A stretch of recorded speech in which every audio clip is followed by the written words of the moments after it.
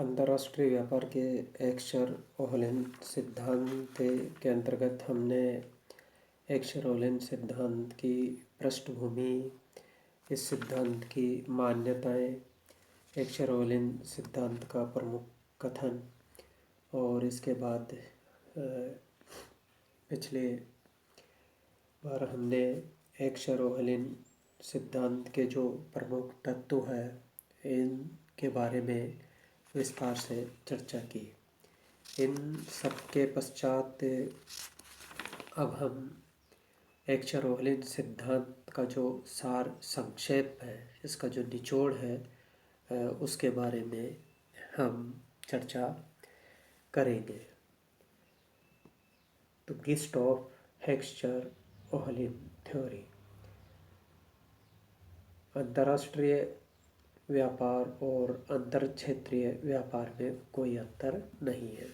एक्सर-ओहलेन ने स्पष्ट रूप से कहा है कि अंतर्राष्ट्रीय जो व्यापार है वह अंतर क्षेत्रीय व्यापार का ही विस्तृत रूप है और अंतर्राष्ट्रीय व्यापार और अंतर क्षेत्रीय व्यापार में कोई अंतर नहीं है।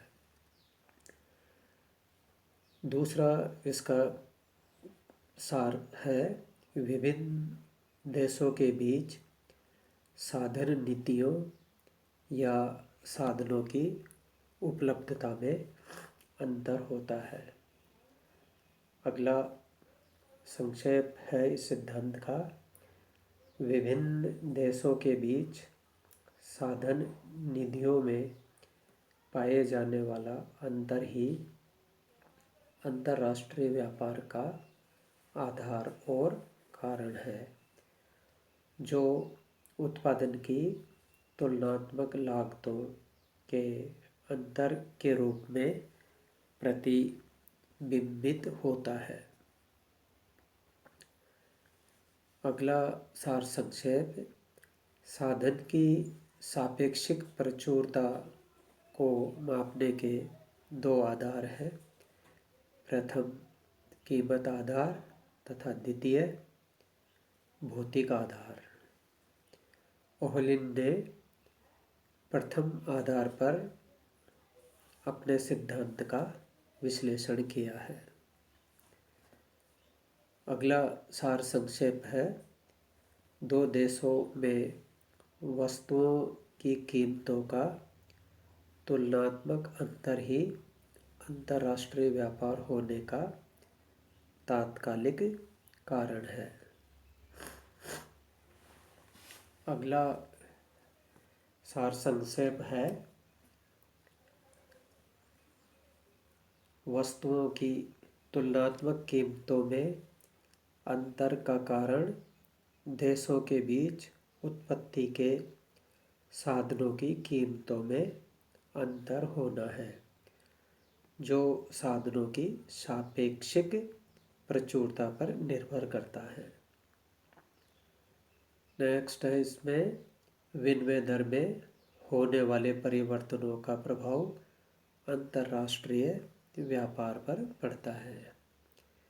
विनिमय दर तथा व्यापार की शर्तें दोनों देशों की पारस्परिक मांग पर निर्भर करती है। एक्सर-ओहलेन सिद्धांत का अगला सार संक्षेप है, व्यापार करने वाले देशों के बीच वस्तु की तुलनात्मक लागतें कीमतें समान होने पर व्यापार असंभव है।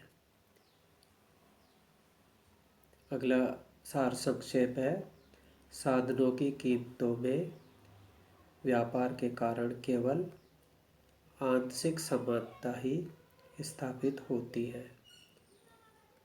आखिरी सार संक्षेप है, किसी भी देश के लिए पूर्ण अंतर्राष्ट्रीय विशिष्टीकरण लाभप्रद नहीं होता।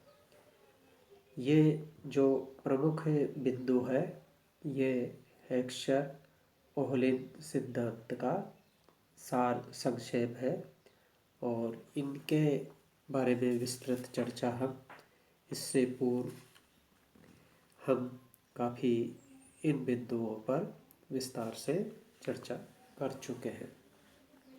तो प्रमुख प्रमुख बिंदुओं के रूप में बहुत ही आसान तरीके से हेक्स्चर-ओहलन सिद्धांत को, ये जो सार संक्षेप है, इस आधार पर संक्षेप में इसे आसानी से समझा जा सकता है।